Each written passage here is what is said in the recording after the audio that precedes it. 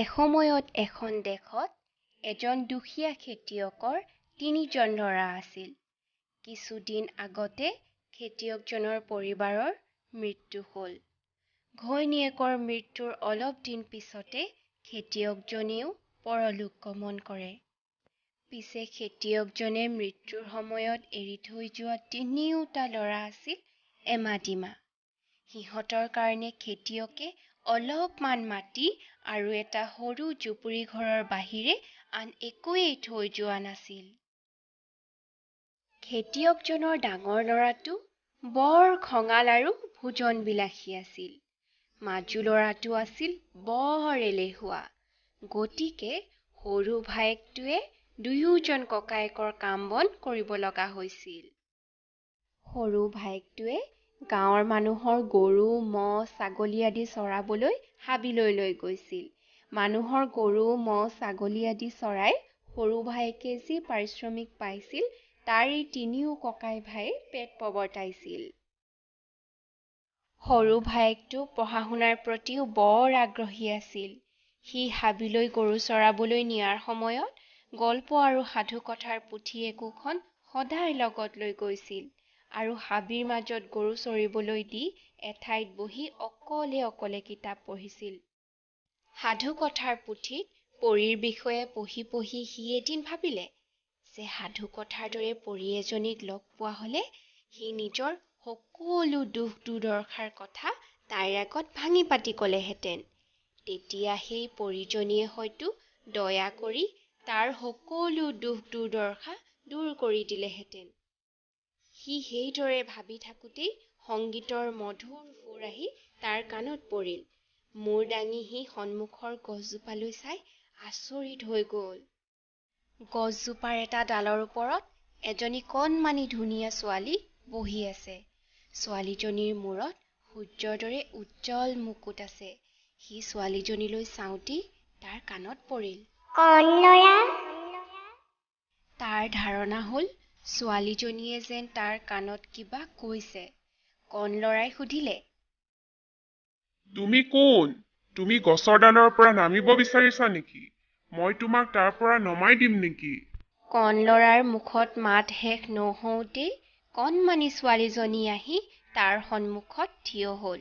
ছোৱালীজনীয়ে চকুৰ প্ৰচাৰতে আহি তাৰ সন্মুখত থিয় হোৱা দেখি আচৰিত হৈ কণ ল'ৰাই ক'লে, বাহ, তুমি ইমান সোনকালে গছৰ ডালৰ পৰা নামি আহিলা? তোমাৰ দেখোন ডেউকাও আছে। কোননো তুমি? কিয়? তুমি মোক চিনি পোৱা নাই? অলপ আগতে দেখোন তুমি মোৰ বিষয়ে ভাবি আছিলা।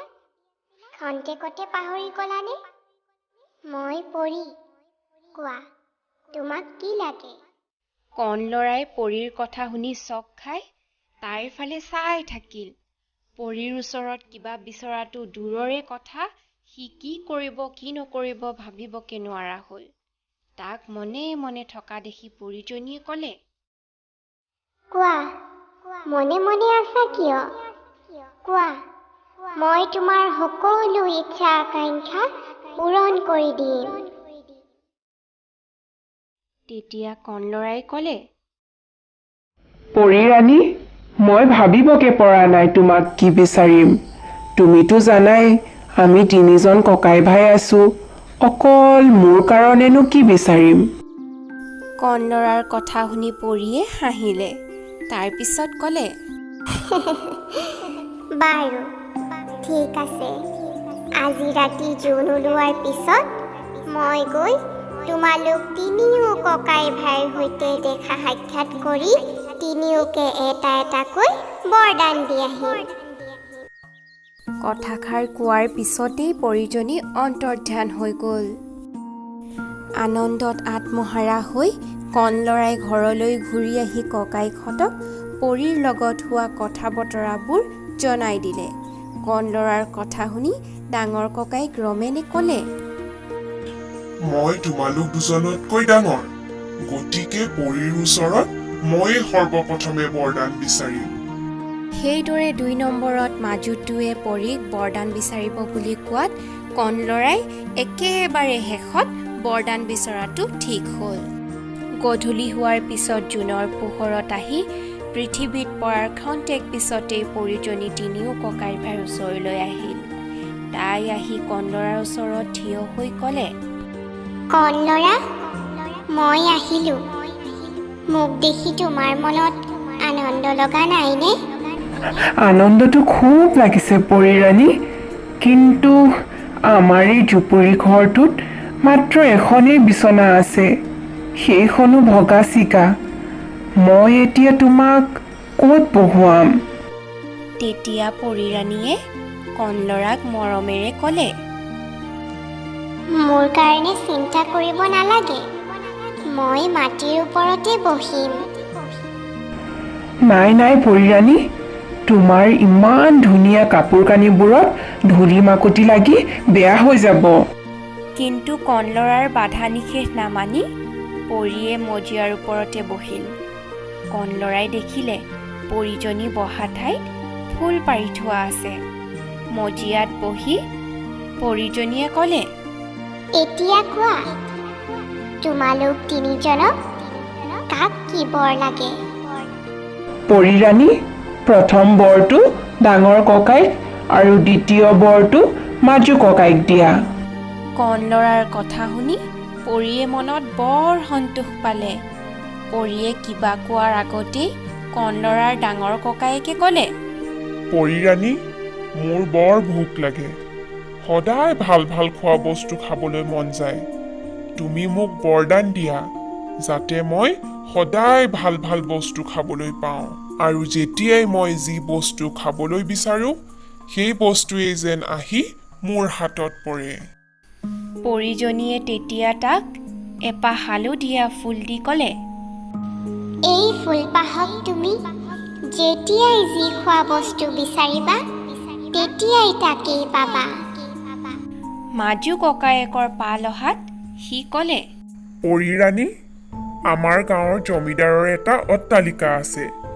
মই তাতোকৈ ধুনীয়া আৰু ডাঙৰ অট্টালিকা এটা পাব বিচাৰোঁ। তুমি মোক এটা ভাল অট্টালিকা পোৱাৰ বৰদান দিয়া। পৰীয়ে ক'লে, বাৰু, তুমি ৰাতিপুৱা নদীৰ সিপাৰলৈ যাবা। তাতেই তুমি সেই আকাংক্ষিত ধুনীয়া অট্টালিকাটো পাবা। অট্টালিকাটোৰ ভিতৰত তোমাৰ প্ৰয়োজনীয় সকলো বয় বস্তুৱেই মজুত থাকিব। কিন্তু সেই অট্টালিকাটোৰ ভিতৰত এবাৰ সোমালে দুনাই আৰু ওলাই আহিব নোৱাৰিবা। পৰীৰ কথা শুনি মাজু ককায়েকে ভাবিলে, ঠিক আছে, বাহিৰলৈ ওলাই আহিব নোৱাৰিলেও নোলাওঁ, তাতেই আৰামত শুই থাকিম। শেষত পৰীয়ে কণলৰাক মৰমেৰে সুধিলে, কণলৰা, এতিয়া কোৱা, তোমাক কি লাগে? তেতিয়া কণলৰাই ক'লে, পৰিৰাণী, সঁচাকৈয়ে যদি তুমি মোক বৰদান দিব বিচাৰা তেন্তে নিতৌ জোনৰ পোহৰৰ লগে লগে তুমি ইয়ালৈ আহিবা। মোক আৰু আন একোৱেই নালাগে। কণলৰাৰ কথা শুনি পৰীয়ে ক'লে, বাৰু, তুমি এই ৰঙা ফুলপাহ লোৱা। তুমি এই ফুলপাহ শুঙিলেই মই তোমাৰ ওচৰত আহি হাজিৰ হ'ম। ক্ষন্তেক ৰৈ পৰীয়ে আকৌ কণলৰাক ক'লে, কিন্তু তুমি দেখোন নিজৰ কাৰণে একোৱেই নিবিচাৰিলা। এই জুপুৰিটোতে থাকি তোমাৰ ভাল লাগেনে? মই এই জুপুৰিটো এৰিব নোৱাৰোঁ পৰিৰাণী। আমাৰ জুপুৰিটোৰ সন্মুখত তুমি দেখিবলৈ পোৱা গছ গছনিবোৰ আমাৰ মা দেউতাই ৰুইছিল। এতিয়া ইহঁতক মই নিৰাশ্ৰয় কৰি ক'লৈ যাম? ঘৰৰ খেতি মাটিতে মই ডাঙৰ হ'লে হাল বাই তাত খেতি কৰিম, নানা তৰহৰ শস্য উৎপাদন কৰিম। কণলৰাই মনৰ কথাখিনি কৈ পৰিজনীলৈ চাই দেখিলে যে পৰিজনী নাই, গুচি গৈছে। কণলৰাৰ ডাঙৰ ককায়েকৰ মনত বৰ আনন্দ। ৰাতিপুৱা হোৱাৰ লগে লগে সি পৰীয়ে দিয়া ফুলপাহক খোৱা বস্তু বিচাৰিবলৈ ধৰিলে। পুৱাৰ পৰা ৰাতিলৈকে নানা তৰহৰ সুস্বাদু খোৱা বস্তু পৰীয়ে দিয়া ফুলপাহক বিচাৰি ৰংমনে উত্তৰ পূৰাই অকলে অকলে খালে। পিছে প্ৰয়োজনতকৈ বহুত বেছি খোৱাৰ কাৰণে কণ ল'ৰাৰ ডাঙৰ ককায়েকৰ পেটত খোৱা বস্তুবোৰ হজম নোহোৱাত পেটৰ বিষ হ'ল। নিশা বেছি হৈ অহাৰ লগে লগে পেটৰ বিষ আৰু যন্ত্ৰণা বহুত বেছি হ'বলৈ ধৰিলে। শেষত যন্ত্ৰণাত অস্থিৰ হৈ সি চিঞৰিবলৈ ধৰিলে। ইফালে মাজু ককায়েকটোৱে ৰাতিপুৱা হোৱাৰ লগে লগে পৰিয়ে কোৱা মতে নদী পাৰলৈ গৈ ৰং মনে ধুনীয়া অট্টালিকাৰ ভিতৰত অকলেই সোমাই গ'ল। কিছু সময় সি পৰিয়ে দিয়া অট্টালিকাটোৰ ভিতৰত থকাৰ পিছত সি নিজকে বৰ অকলশৰীয়া যেন অনুভৱ কৰিবলৈ ধৰিলে। পিছে অট্টালিকাৰ পৰা সি বাহিৰলৈও ওলাব নোৱাৰিলে। গধূলি কণ ল'ৰাই মাজু ককায়েকৰ অট্টালিকাটো চাবলৈ যোৱাৰ লগে লগে মাজু ককায়েকে দৌৰি দৌৰি খিৰিকীৰ কাষলৈ আহি চিঞৰি চিঞৰি কান্দিবলৈ ধৰিলে। সি কান্দি কান্দি কণ ল'ৰাক ক'লে, ভাইটি, তই মোক ইয়াৰ পৰা উলিয়াই লৈ যা। ইমান ডাঙৰ অট্টালিকাৰ ভিতৰত মই অকলে থাকিব নোৱাৰো। ইয়াত অকলে থাকিবলৈ হ'লে মই মৰি থাকিম। কণ ল'ৰাৰ ওচৰত পৰিয়ে দিয়া ৰঙা ফুলপাহ আছিল। সি ফুলপাহ শুঙি পৰীক মাতিলে। ঘণ্টেক পিছতে পৰীজনী আহি হাজিৰ হ'ল। কণ ল'ৰাই পৰীক ক'লে, পৰী ৰাণী, মোৰ মাজু ককাই বৰ বিপদত পৰিছে। তেওঁ এতিয়া অট্টালিকাৰ পৰা ওলাই আহিব বিচাৰিছে। তেওঁক বাহিৰলৈ আহিবলৈ দিয়া। মোৰ ডাঙৰ ককাইজনো পেটৰ যন্ত্ৰণাত চটফটাই আছে। তেওঁৰো যন্ত্ৰণা দূৰ কৰি দিয়া। কণ ল'ৰাৰ কথা শুনি পৰীয়ে ক'লে, কণ ল'ৰা, তোমাৰ ককাইৰ সতে অট্টালিকাত সোমোৱাৰ সময়ত বা যোৱাৰ সময়ত তোমাৰ কথা কোনেও নাভাবিলে। এতিয়া তুমি সিহঁতৰ কথা কিয় চিন্তা কৰিছা? তেতিয়া কণ ল'ৰাই ক'লে, পৰী ৰাণী, মোৰ কথা কোনোবাই ভাবক বা নাভাবক, মই আনৰ দুখ কষ্ট চাই থাকিব নোৱাৰো নহয়। অনুগ্ৰহ কৰি তুমি ককাইদেউহঁতৰ দুখ যন্ত্ৰণা দূৰ কৰি দিয়া। কণ ল'ৰাৰ কথা শুনি পৰীয়ে হাত দাঙিলে। লগে লগে মাজু ককায়েকৰ অট্টালিকাৰ বন্ধ দুৱাৰ খোল খাই গ'ল আৰু ডাঙৰ ককায়েকৰ পেটৰ যন্ত্ৰণাও ভাল হৈ গ'ল। দুয়ো আহি কণ ল'ৰা আৰু পৰীৰ ওচৰত তলমূৰ কৰি থিয় হৈ থাকিল। তেতিয়া পৰীয়ে কণ ল'ৰাক ক'লে, কণ ল'ৰা, তোমাৰ ব্যৱহাৰত মই বৰ সন্তুষ্ট হৈছোঁ। তুমি কিবা নহয় কিবা এটা বৰদান মোৰ ওচৰত বিচাৰা।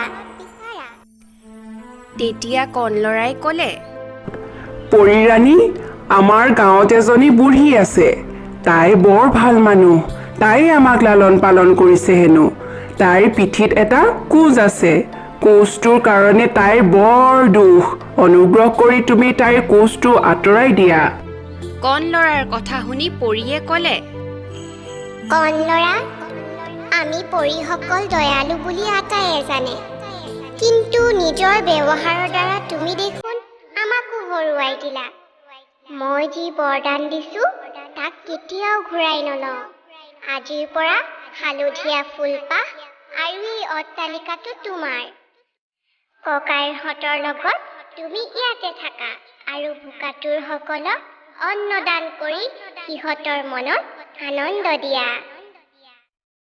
তাৰ পিছত পৰীয়ে নিজৰ মূৰৰ মুকুটৰ পৰা এটা মুকুট এৰুৱাই কণ ল'ৰাক দি ক'লে, এতিয়াৰ পৰা আৰু মই নাহিলেও হ'ব। জোনৰ পোহৰত মুকুতাটো হাতত লৈ চাবা। মোক তাৰ মাজতে দেখা পাবা। কথাষাৰ কোৱাৰ পিছতে পৰীজনী অন্তৰ্ধান হৈ গ'ল। লোভত মৰে বৰশীৰ মাছ, লোভত সাধে নিজৰ সৰ্বনাশ। পৰক আপোন কৰে সজ আচৰণে, তাকে কয় গুণী জ্ঞানীজনে।